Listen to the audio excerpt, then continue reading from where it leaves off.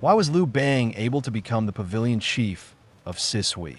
Most people know that Liu Bang later became an emperor, but far fewer people know that before he sat on the imperial throne, he was once a low-ranking employee of the Qin government. His title was the Pavilion Chief of Sishui. It sounds impressive, but in reality, it was one of the lowest positions in the Qin administrative system. And yet, this humble office changed the course of Liu Bang's life. Today, we are going to talk about why Liu Bang was able to become a Pavilion Chief, what this position actually involved, and why this early experience became one of his most important assets in the struggle for empire. Let's start with the conclusion. Liu Bang did not get this position because he came from a powerful family. He did not get it because he was a brilliant scholar. He got it because he was exceptionally good at dealing with people. The Qin Dynasty governed its empire through a strict system of commanderies and counties. Below the county were townships. Below the township were pavilions. Roughly every 10 li, a small administrative unit called a pavilion was established. The Pavilion Chief was the lowest level of local administrator. In modern terms, he was something like a local security officer, messenger patrol leader, and community coordinator all in one. His responsibilities were broad: catching thieves, arresting fugitives, maintaining public order, receiving traveling officials, passing down government orders, organizing forced labor. All of these could fall under the duties of a Pavilion Chief.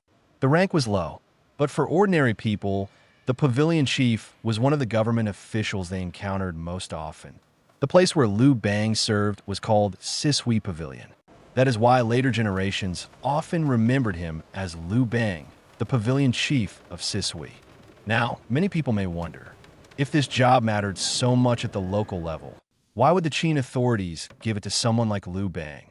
The answer is that when the Qin selected low-level local officials, family background was not the only thing that mattered. What mattered more was whether a person had influence in the local community. In plain words, did people know you? Did people trust you? Did you have local support? And this was exactly Liu Bang's strongest advantage.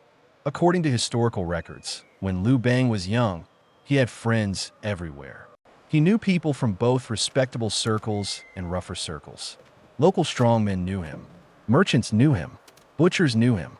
Wandering fighters knew him. Even officials in the county office knew him. Today, we might call this social intelligence.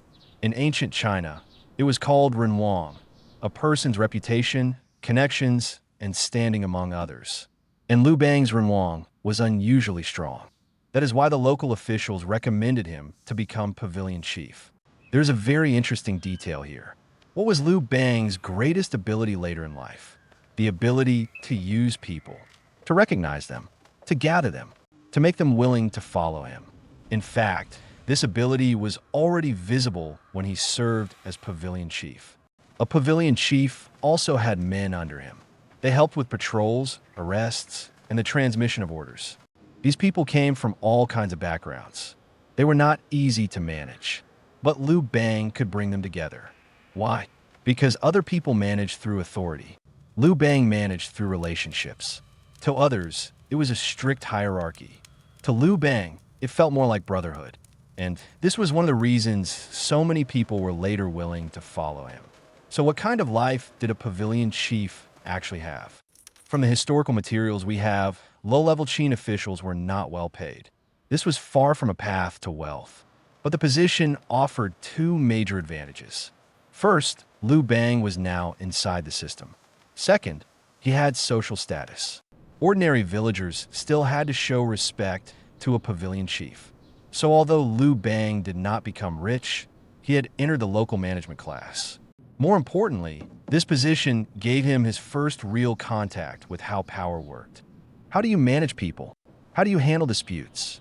How do you carry out orders from above? How do you coordinate different groups and interests? All of these became part of Liu Bang's practical experience. Many people think Liu Bang's rise was sudden, but it was not. His time as the Pavilion Chief of Sishui was, in a sense, his first lesson in management. It was also a rehearsal for his later rebellion. Even more importantly, Liu Bang built the network that would later become his most valuable asset. Xiao He, Chao Can, Xia Hoing, Fan Kuai. Zhou. Many of the men who would later become founding ministers and generals of the Han Dynasty were people Liu Bang came to know or grew close to during this period. A few years later, when the empire fell into chaos, these men would become Liu Bang's earliest founding team. So in a certain sense, the Han Dynasty did not begin when Liu Bang killed the White Serpent. It began when he became the Pavilion Chief of Sishui, because it was there that he learned how to manage, how to organize, how to use people, and how to build his first core group.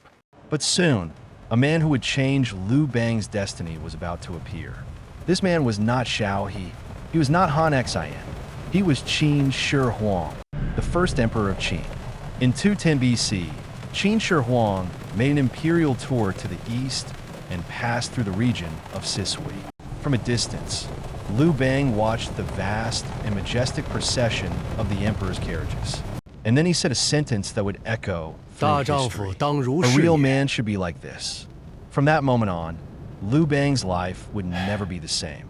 In the next episode, we will talk about the first time Liu Bang saw Qin Shi Huang.